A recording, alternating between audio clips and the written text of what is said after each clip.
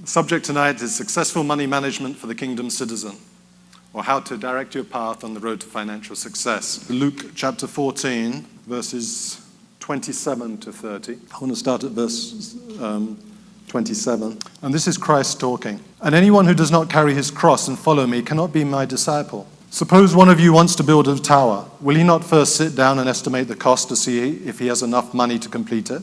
For if he lays the foundation and is not able to finish it, everyone who sees it will ridicule him, saying, "This fellow began to build and was not able to finish." Christ here is actually talking about the cost of following him. But the example he uses is that of financial planning. And he uses it on the basis that it's so basic that he doesn't even have to teach it.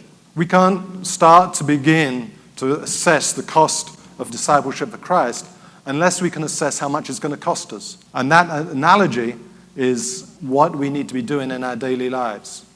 He never directly comes out and teaches that we need to be doing it. It's just a given, and that he uses it for his example.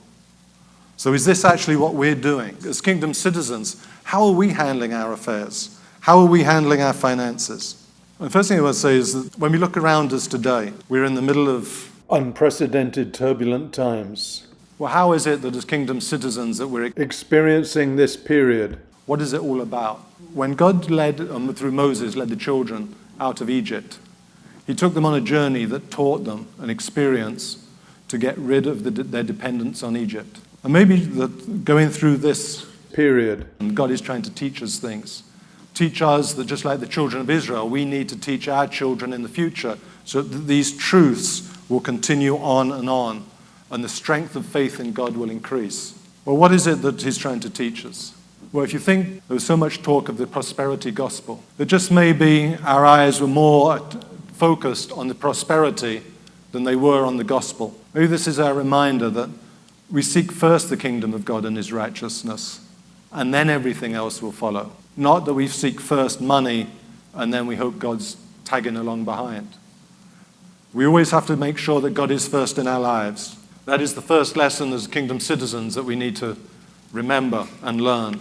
So what is the importance of financial success? Really, there's three stress types: financial, health, and marital.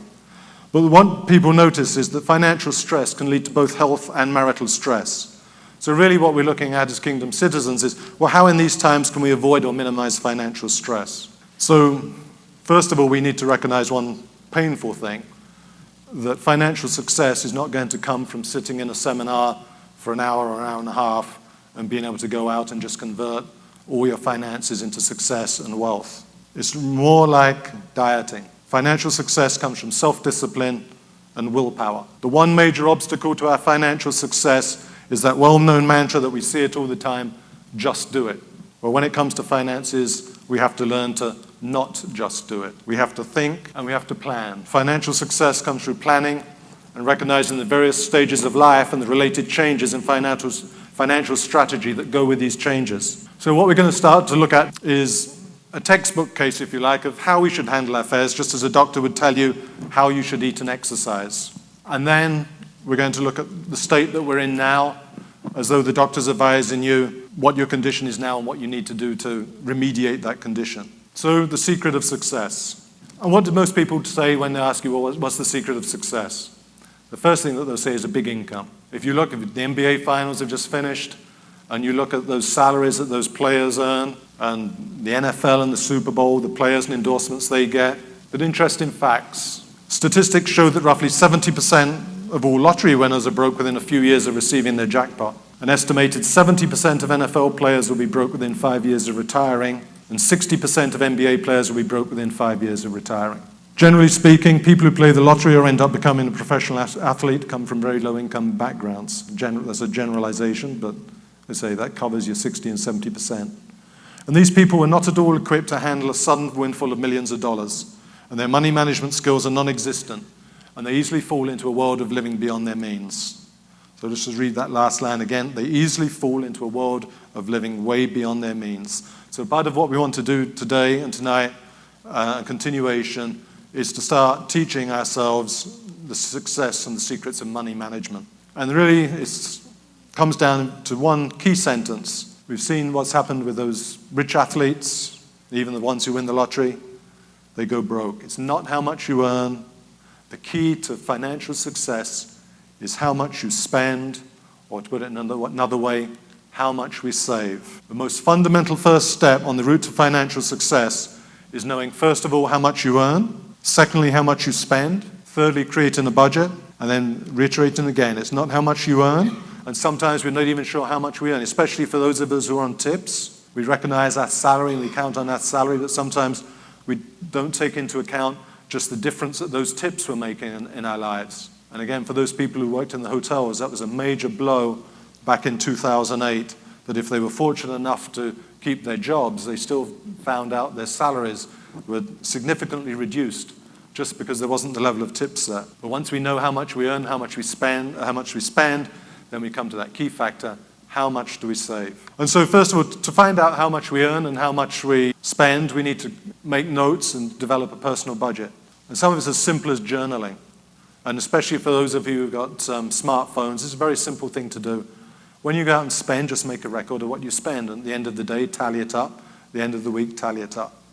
This is what you see on the screen. It's a personal monthly budget. It's a template from Excel. If you have Excel, you can very easily pull it down.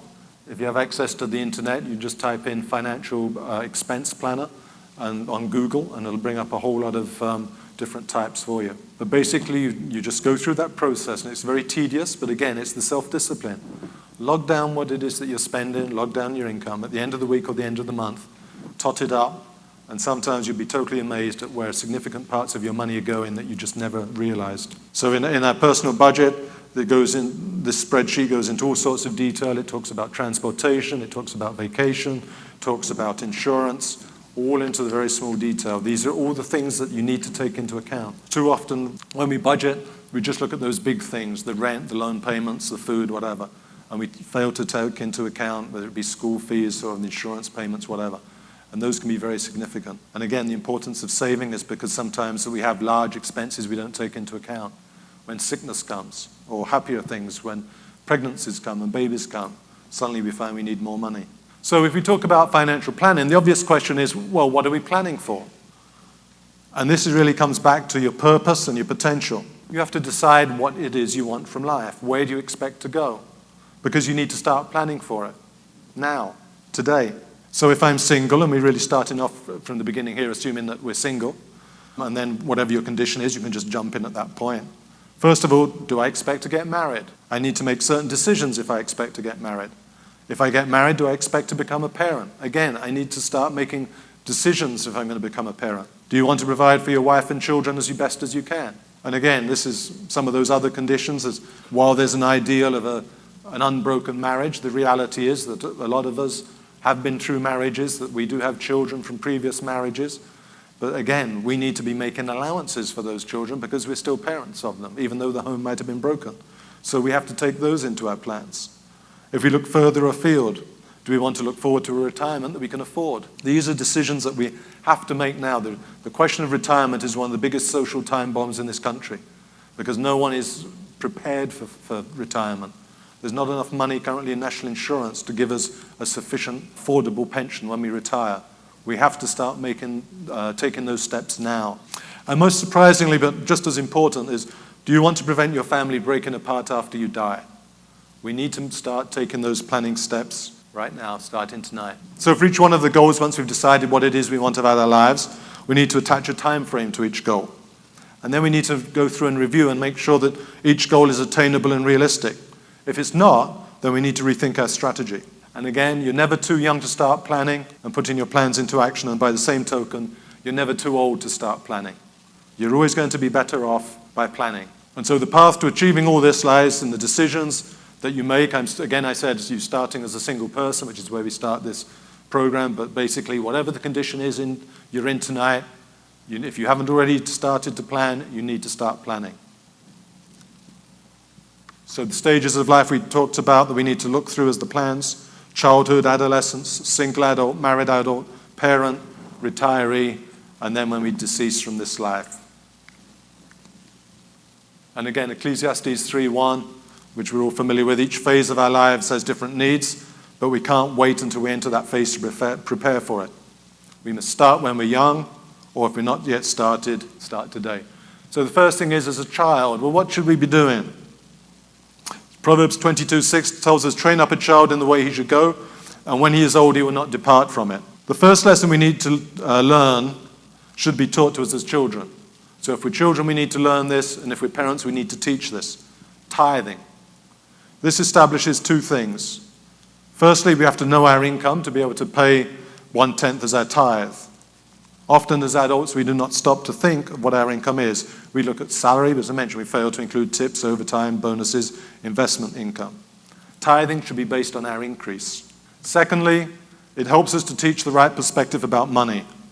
The Bible teaches the love of money is the root of all evil. Being able to pay our tithes helps us free us from the spirit of a miser.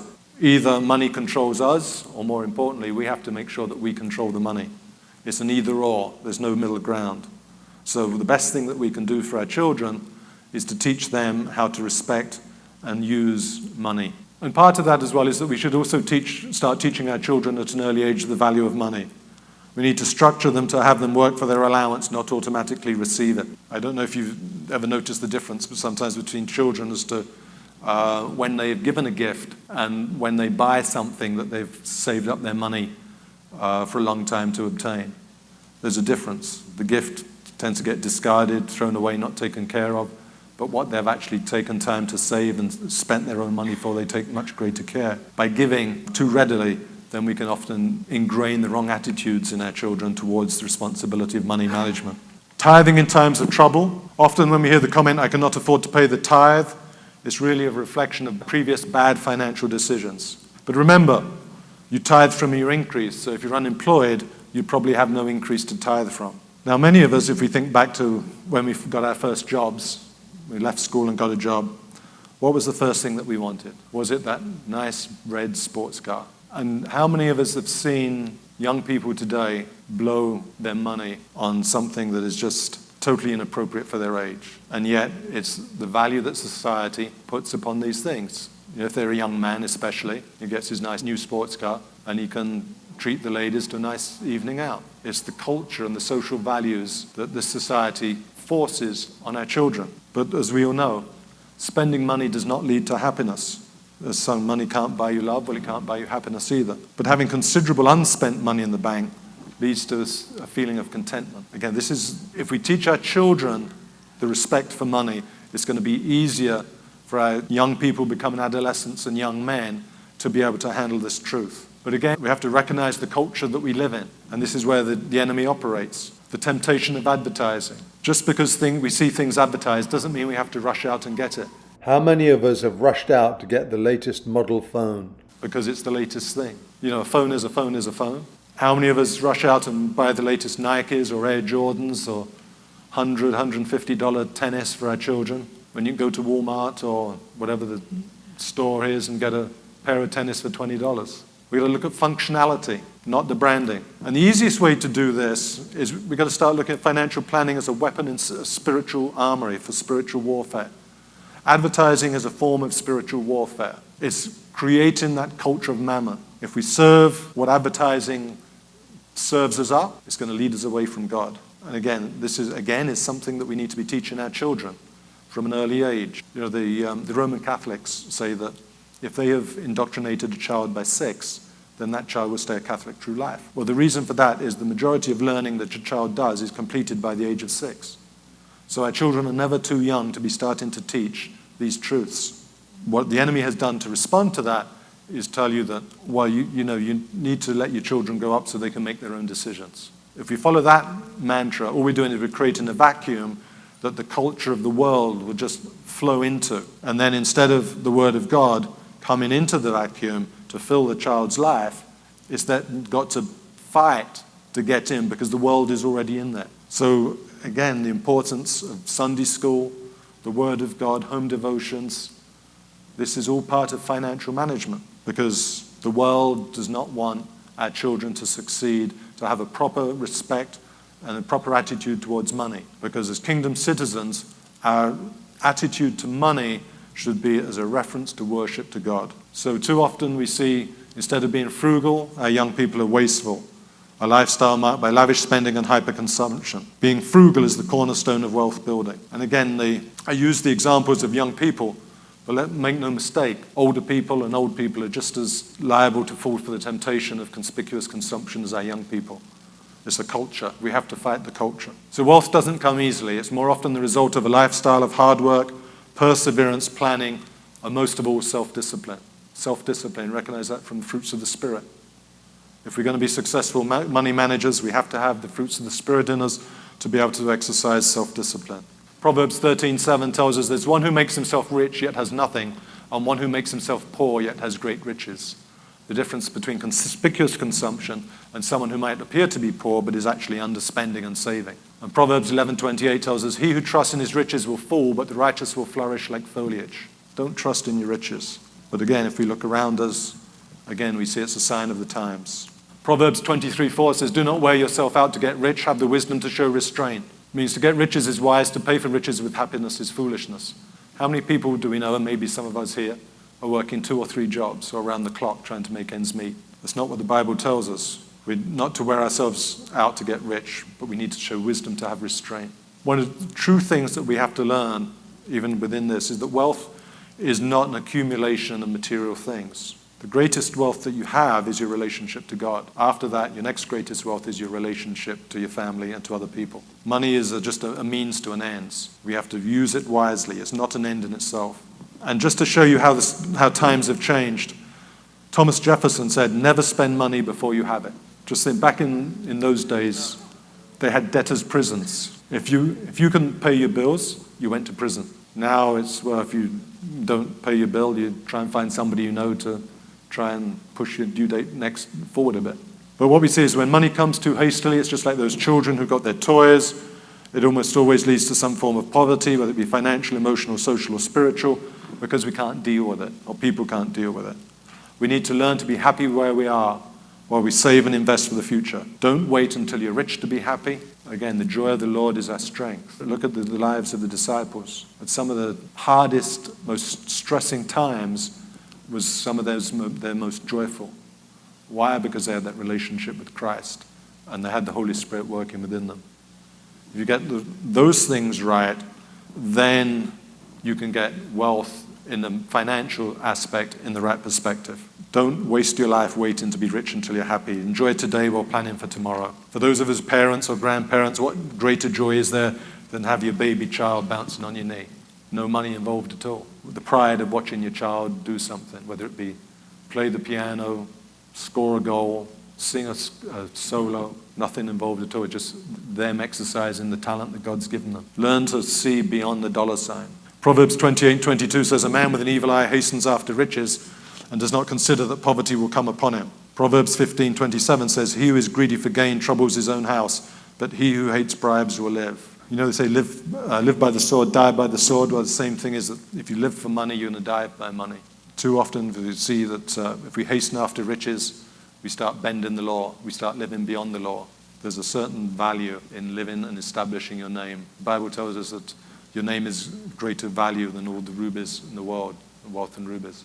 It's an understatement. The more you go through life, the more you understand the logic, the strength, the wisdom in that statement. The children aren't going to remember you for how much money you had in the bank or what you did. They're going to remember you for your character. Proverbs 28:20, again, this is wisdom of Solomon. A faithful man will abound with blessings, but he who hastens to be rich will not go unpunished. Proverbs 23:4 and 5 says, do not overwork to be rich, because of your own understanding cease. Will you set your eyes on that which is not? For riches certainly make themselves wings. They fly away like an eagle toward heaven. So often we run after what we think is going to bring us wealth, but it's always just that grasp away. And when we get closer, it's that grasp away. You never get there. You can never have enough. Remember the story of King Midas. He thought it'd be great if everything that he touched turned to gold, because he had a lust for money. And that sounds great until it's time to eat. And he picks up an apple and it's gold. You can't eat gold. And of course, at the end, he hugs his daughter, and his daughter turns to gold. There's much more in life than money. And as kingdom citizens, we need to understand that. And when we can understand that, then we can manage our money better. But what we do need to do, we need to get a job and work our way up. Even if we're previously employed and lost the job, and it's difficult. No one is saying that it's easy within this environment. But one thing is, don't wait for the ideal job to come along. It's always easier to find a job when you have a job. Get in there, get in at the bottom, work your way back up, get some income flowing in, and that'll get back your confidence, and you can go and continue to have the luxury to shop around until you work your way up. And sometimes doors open even when you get a job at somewhere where you think it's just a temporary job. Things open up, opportunities arise, and if you show yourself, if you work well and diligently through that time, that your bosses recognize that you're a good honest worker, then you'll reap the benefit of that time. And the other thing is, don't try to acquire in 3 years what your parents acquired in 30 years. We see that so often, especially when it comes to houses. We as children don't appreciate the struggle and the number of years it took our parents to buy a house, or build a house in many cases. But if you go up West Ridge now, and you'll see many, many houses foreclosure or incomplete. Why? Because young people overstretch themselves to try and go straight in that dream house. You have to start small, work your way up. So if we do that, once we start to develop an attitude of underspending and creating savings, then we will amass enough savings for our future needs. We need to start, and small beginnings lead to big things, like the acorn leads to the oak tree. You know, sometimes we say, well, it's only $1. I don't need to save that because it's not going to do anything, so I'll go spend it. No, if you keep spending that, saving that dollar religiously, day after day, week after week, month after month, that money is going to grow. And one day it'll be $1 today, $1.50 tomorrow, $2 the day after that. Develop that habit of saving. When you get a pay increase, instead of spending that money, allocate the additional money you get in the increase into savings. The rich and poor face a choice on how they'll spend their money. We all have the choice, but how to get extra money to invest? Spend less. Start distinguishing between our wants and our needs. You buy your needs and you defer your wants.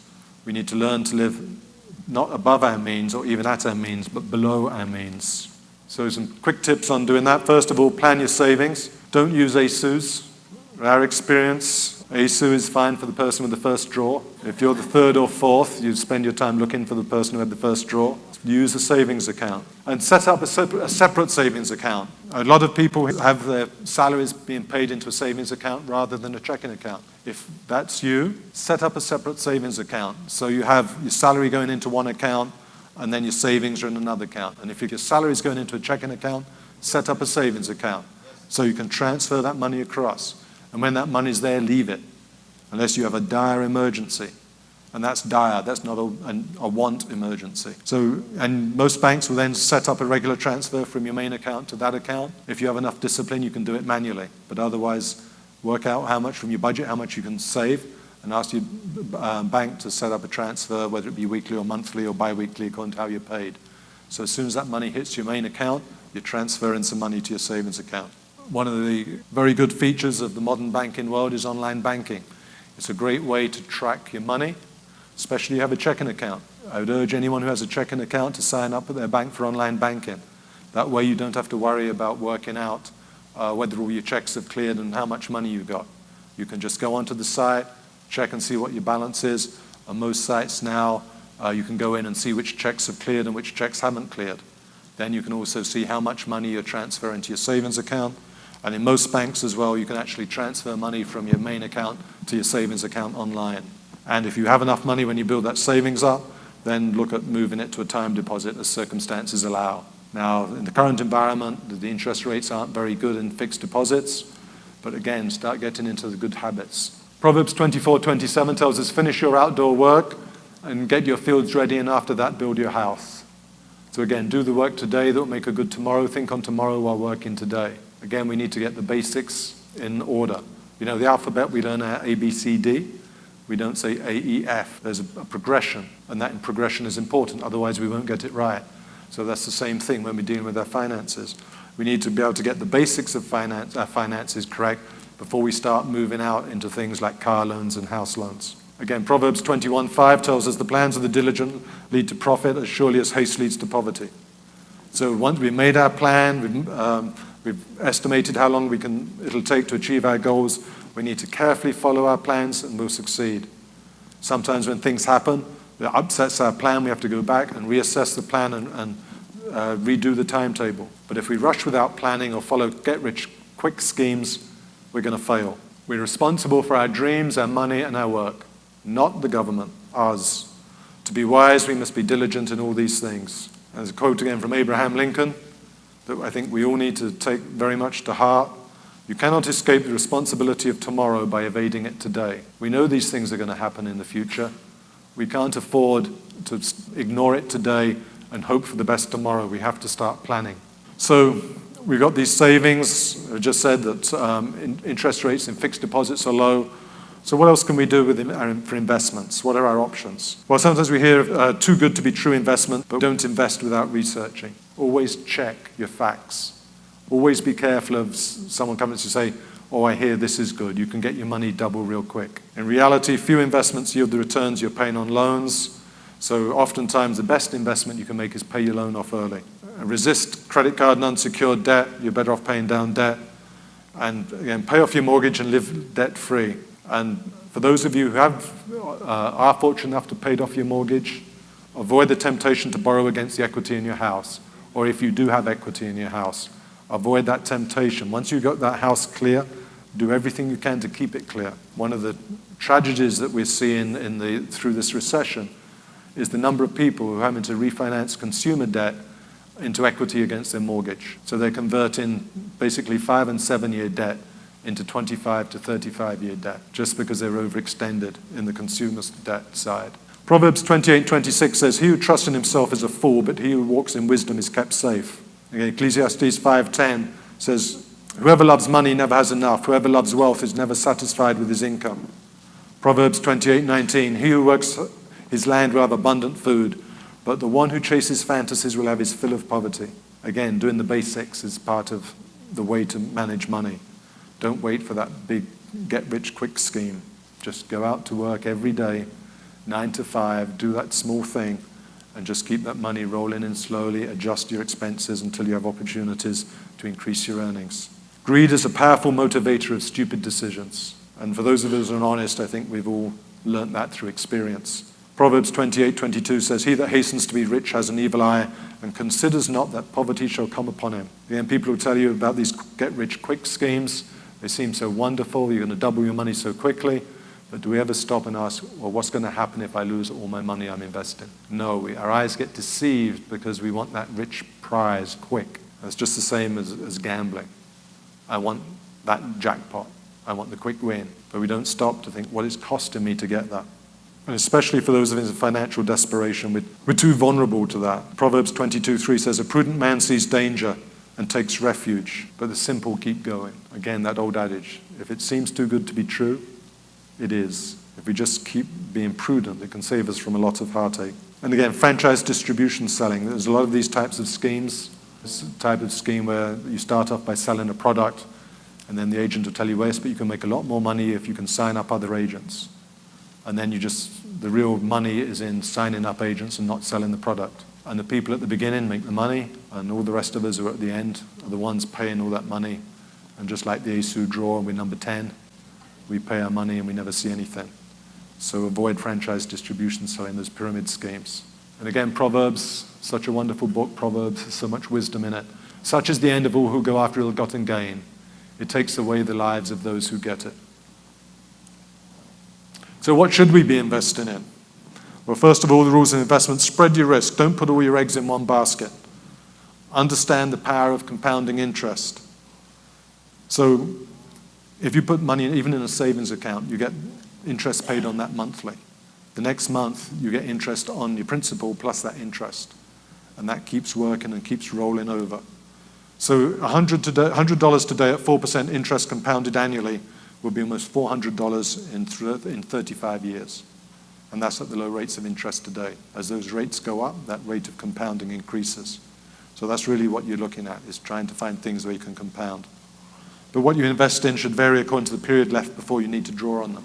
If I'm a young person saving for retirement, what I should be investing in should be very different from if I'm 50 and saving for retirement.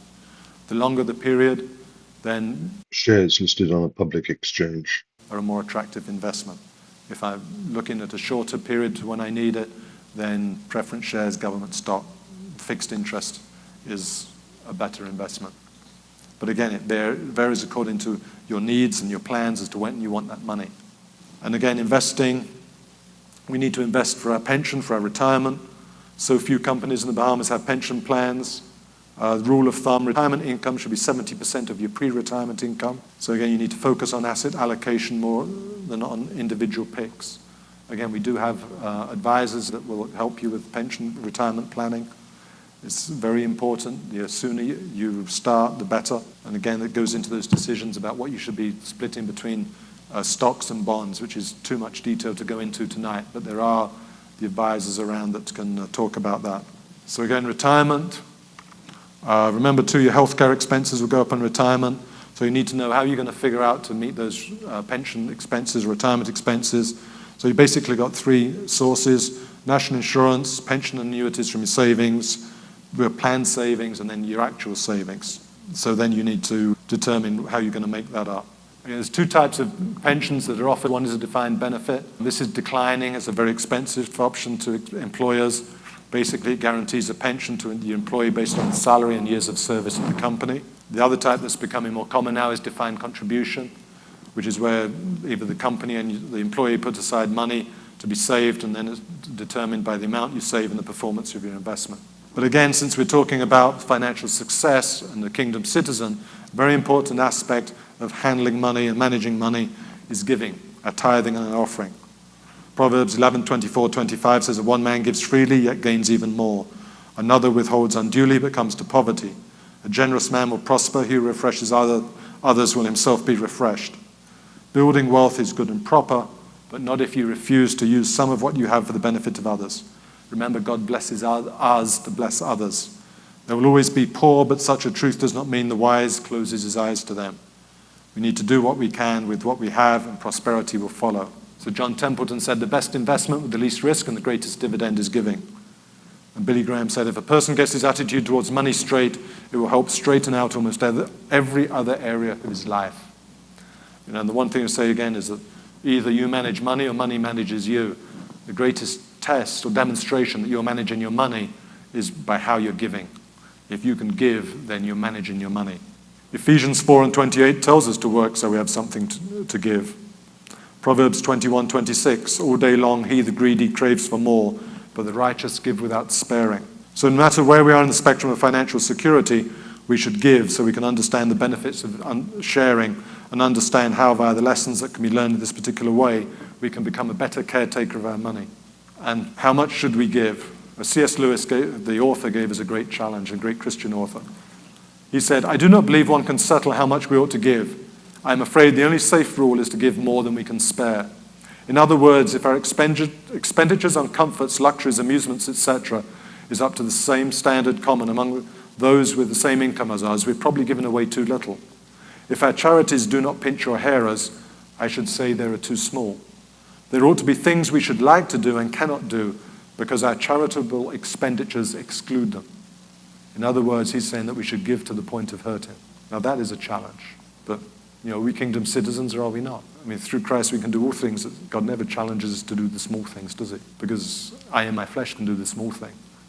But it's a God thing to do a great thing. And that's what C.S. Lewis is telling us. And of course we know this. So let each one give as he gives purpose in his heart, not grudgingly or necessity. For God loves a cheerful giver. It's not giving, it's how we give. Remember the story of the widow's mite. It's not the amount we give. It's the proportion of what we have that we give. Proverbs 13:7, one man pretends to be rich yet has nothing, another pretends to be poor yet has great wealth. So we go through all this, but hopefully by this time we've gone through all the understandings as a single person. So we've got the foundations of our financial success correct. And then we come to the subject of marriage. Mark 10:6-8, Christ says, but from the beginning of creation God made them male and female. Therefore a man shall leave his father and mother and hold fast to his wife, and the two shall become one flesh. So they are no longer two, but one flesh. Okay, so there's two things that we really need to dwell on and focus on with the aspect of marriage. The first is avoid the mistake of borrowing heavily to pay for the wedding or honeymoon. You could be paying for the wedding for years. You need to be setting your finances up for your life together, not blowing it on a 1 week or 2 weeks that's going to take you 5 or 7 years to pay it off. And the other thing is make sure you personally, as the spouse one, understands finances when you get married. But make sure that you both understand finances. So this is the next thing that we really need to understand as marriage. Note, as a married couple, you should discuss and agree on your plans. This should really be before you get married. So if you don't have compatible financial plans, you really need to consider whether this is the right spouse for you. Too often we are distracted, especially the men. I would say that the men are distracted by the beautiful lady that we've courted, but we don't take into account the values that they have, or we think that we can change them, especially if we're dealing with someone who's not a Christian. Only Christ can change people, not you. So we really got to make sure that we're in sync from a financial perspective, because we can be in sync about everything else, but if our finances aren't in sync and our plans, that's going to drive a wedge into the marriage. And Proverbs 15:22 said, plans fail for lack of counsel, but with many advisors they succeed. And your spouse through your life is probably your key and most important advisor. You need to remember that, because it appears to be cultural that couples do not share financial information or even bank accounts. So how can you make rational decisions as a couple if both partners do not fully understand the financial situation? Often we find the husband has too much pride to admit the perilous state of financial affairs. Maybe he's doing everything he can just to keep the light bill on, but he never mentions it to his wife. So she's got a party or something coming up, so she goes out and spends something which the husband considers to be extravagant based on their needs, and so starts arguing with the wife about how she's spending the money. But the thing is, he never told her how perilous their situation was. So how can you expect her to know the situation and plan accordingly? We have to involve husband and wife in our financial planning and our financial knowledge. And the other thing that we see as well is where the husband has always dealt with financial matters, and statistics tell us the husband died before the wife. So unfortunately, when he dies, the widow knows nothing about the financial matters of the home, and the widow's left helpless. Well, the husband has not been a good provider if he leaves his wife and family in that situation. So we have to make sure that we plan accordingly and we know accordingly, and that both spouses are familiar with all the affairs of the home. And then we become parents. Again, we need savings. Sometimes becoming parents is not planned for. We have all these complications. We have unexpected medical bills. And looking forward, we have school and college fees. How did they fit into your financial plans? Did you start saving for them from a long time ago? Or do you suddenly have the children and then suddenly think, oh my gosh, I've got to pay school fees? There's significant amounts of money, even to the extent as to what are my plans? How does this fit in? Am I going to send my children to private school, or am I going to send them to government schools? How does that work with my plans? That's the level of detail that we need to be thinking about. And again, as parents, we need to ensure financial security. Insurance is a major factor that too often we see people do not have. House and contents insurance for the home. How many times do we see there's a fire and everything is lost? There's no insurance. We have to budget for insurance. Life insurance. Sometimes, there's horrible stories. People get killed the day after their wedding. Did that person have life insurance? Or again, if in our example, they just spent a fortune with loans to pay for their wedding. The husband is killed, no insurance, and now the wife is left with a huge bill, no income. As a husband, is that how we intend to plan for our lives? We don't like talking about death, but we have to plan for it. And medical insurance as well. It's very expensive, but now there are plans coming on the market for individuals as opposed to group insurance. Again, if we're struck down by a serious illness, that could destroy our finances, apart from our health. It could destroy our children's finances. We have to make provision within our budgeting and our planning. How are we going to do it? Are we going to be able to afford it?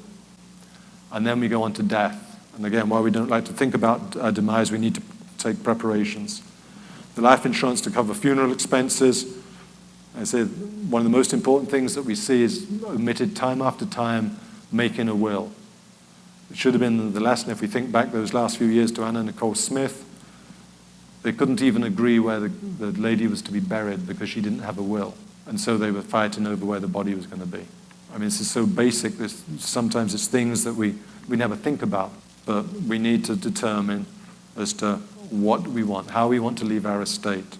And with insurance as well, if we don't have insurance, too often we see the family having to borrow to pay for the funeral, sometimes ridiculous amounts. Again, this is one of those things, it's cultural, but you really have to look at your needs over your wants. We've seen people who have huge funerals and they're borrowing to finance it. Is that really what their loved one would have wanted? And again, these are things that we need to talk about to our spouse and our children beforehand. And you will provide for how you want your funeral. Don't be having them run up thousands of dollars over burying you. The other thing we see is families squabbling over the deceased money, again, because there's no will. Running up large lawyer bills. The only people who get rich are the lawyers. And again, if you don't leave the will, then that's going to happen. And the other thing that's important that we've seen recently, understand either or accounts at the banks. We often see this where one of the parents, or like if it's the mother, father's died, so that the mother's got the accounts, but she's sick, so she has one of the children sign onto her account as either or, so the child can pay the medical fees. Well, most banks, if not all in the Bahamas, have what's called a right of survivorship on either or accounts. So what that means is if the parent's sick, they had a child to pay the medical bills, the parent dies, all the money in the account goes to the named child, to that or account. Even if the parent had left the funds split between several children in the will does not control the money in the account because it has a right of survivorship. So if you're ever in that position or know anyone in that position, and they have significant amounts of money, what they really need to do is consult a lawyer about granting a power of attorney. That will resolve the issue. But again, be very careful of either or accounts for sick relatives where they're adding people on for administering the money.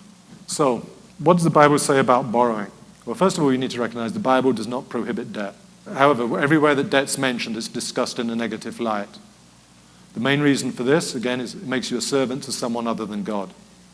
Proverbs 22:7 says, the rich rule over the poor and the borrower is servant to the lender. So when you borrow, if you haven't realized by now, you become a servant to a bank, a business, a family member, a friend, whoever you borrow from. And when you borrow, you see that there's conditions on the loan. If you borrow for a mortgage, they'll tell you you've got to pay your real property tax, your house insurance, your life insurance. Makes you a servant to them. But we're to be the servants to God and to Him alone. That's why the Bible counsels us to avoid debt. And if we do borrow as Christians, we must pay back all of the debt. It's a sin to borrow and not repay, which also includes all our bills, and very topically, including our electricity bills. Psalms 37:21 says, the wicked borrow and do not repay, but the righteous give generously. Again, it's part of our Christian testimony to pay our debts. And if you do get into difficulty, go talk to the people you owe the money to. They will honor you more for the fact that you go and you talk to them.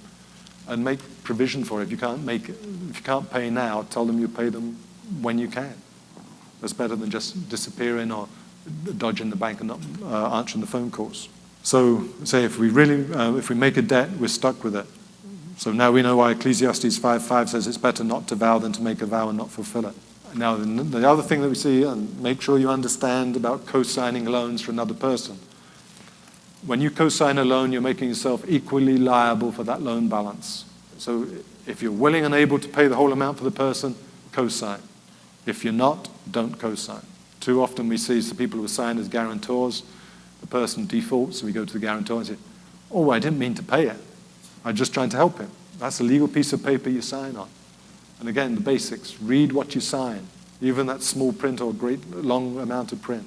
A man lacking in judgment strikes hands in pledge and puts up security for his neighbor. Lacking in judgment. Do not accumulate long-term debt.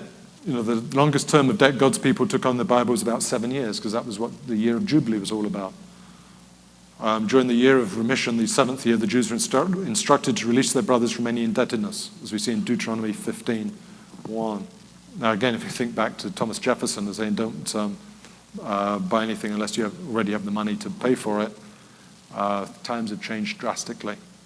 So we're talking before mortgage loans nowadays, anything up to 35 years.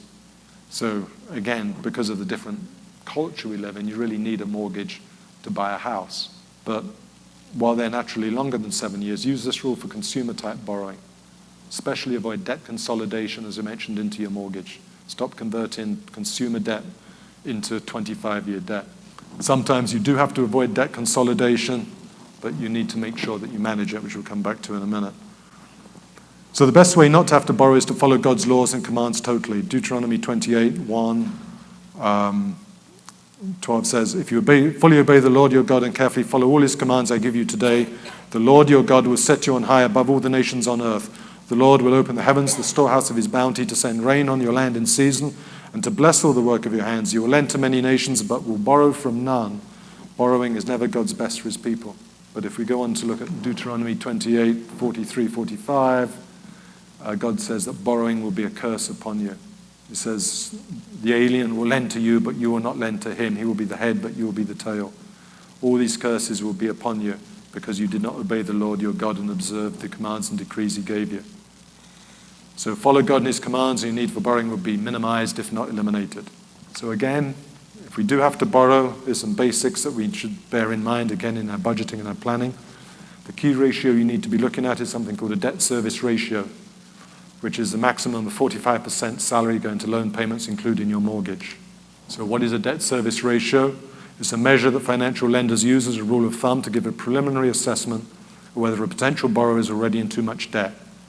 More specifically, the ratio shows the proportion of gross income that's already spent on housing-related and other similar payments. So that's a ratio of less than 45% means the potential borrower has an acceptable level of debt.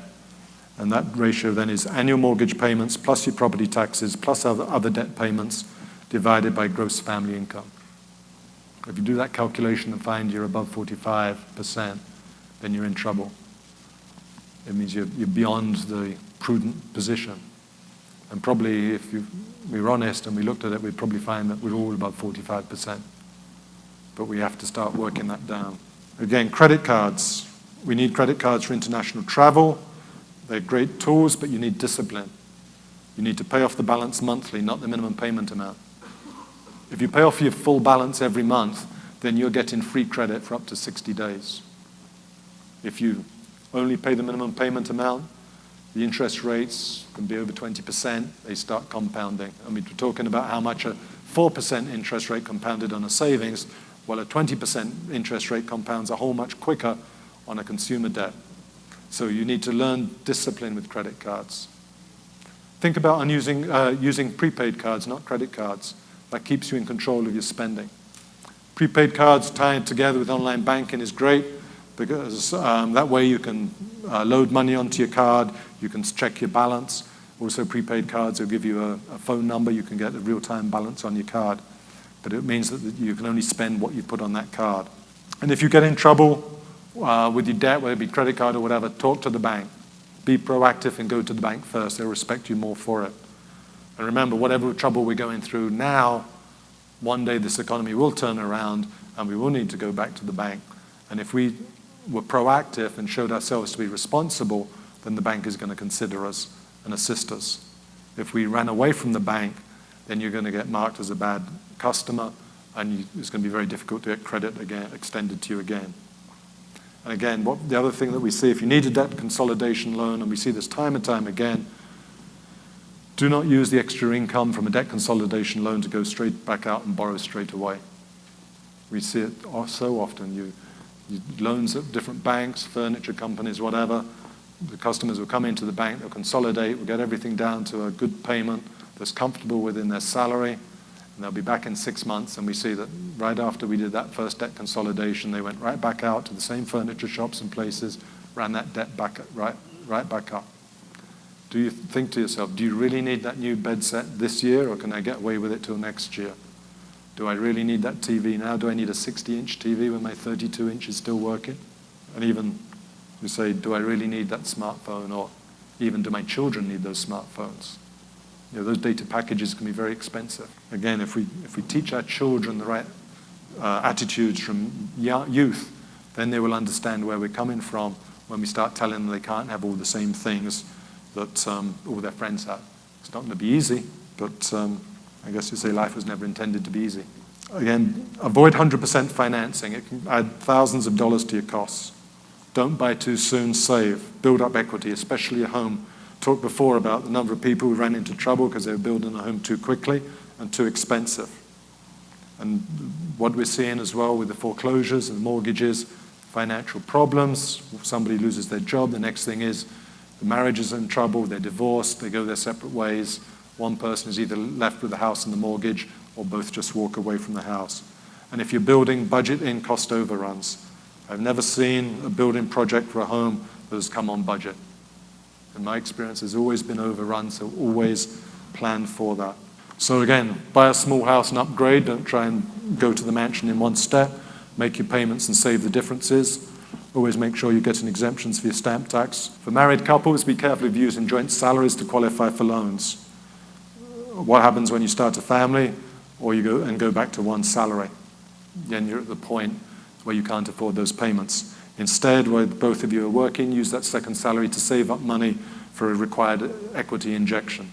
As an example, a $150,000 mortgage at 6.75% for 30 years has a payment of $972.90, call it $973. Over those 30 years, you'll pay $200,244 in interest. However, if I saved $10,000 and just needed a mortgage for $140,000 at the same interest rate at approximately the same payment, I will now be able to pay that loan off in 25 years instead of 30, and I will pay interest of $150,184. I will have saved over $50,000 in interest by that $10,000 savings up front. If I want a car or I need a car, a $60,000 loan over 7 years at 6.5%, the payment's $890, my interest is just under $19,000. That may have all the bells and whistles. If I get one of those Korean cars or something with not so many bells and whistles, only cost me $40,000. I can finance that for 6 years, 6.5%. My payment is only $670. My interest is $8,400. So by choosing a smaller car, I've saved $10,000 in interest and $20,000 on the purchase price. Again, be careful of the used car market. Unfortunately, there's a lot of scams in the used cars. So again, make sure you know who you're buying from. And again, find out from people that you know who they've dealt with and their experience. I know it's difficult. Sometimes it's cheaper to buy a new car than it is to buy a used car. But again, experience. Remember to say wise counsel is to get the counsel of many. Again, mortgage do's and don'ts. Don't mortgage your residential home to secure a business loan. If your business goes belly up, you lose your home. Balance your checking account. If you find it difficult, use a debit card and online banking to regularly check your balance. And online banking is a key to financial control, so technology is making it easier for you to bank. But again, as kingdom citizens, the one thing that we really need to get into our spirit tonight is that less spending is the answer to the majority of debt problems. Notice, if you think about the parable of the prodigal son, when the prodigal son had money, everybody was his friend. When he had nothing, he realized he had to go back and depend on his father. Well, up till 2008, we were in the good times and everybody was our friend. Now we're in recession, and we're finding that this is the time that we need to go back to our spiritual father, build our dependence on him. You never develop faith when everything is going well. Your faith and your testimony comes through the test. So look upon this as your period of testing, that you're going to come through as victorious kingdom citizens. So you will have your testimony to give to your children and grandchildren, and make sure that financially they don't make the same mistakes that we did, that they will avoid this burden of debt, and that they will teach them to start saving from an early age so that they can be financially independent, and that they will learn to master money as kingdom citizens in the citizen of God. You've seen tonight so much of what we talked about is in the book of Proverbs. There's two ways to learn. You learn from listening to the wisdom of others, or you learn from your own experience by going through it. The less painful way is to learn from the wisdom of others, to avoid going through. So take advantage of the resources. Proverbs is right there. And you see again how the word is a living word. All those truths that, sometimes we may not even really think about in the sense as to what relevance does the economy in Roman-occupied Palestine have to us today, or even in the kingdom of Israel in Solomon and David's day. But you read Proverbs, and it's like they're talking to us right now about today's headlines.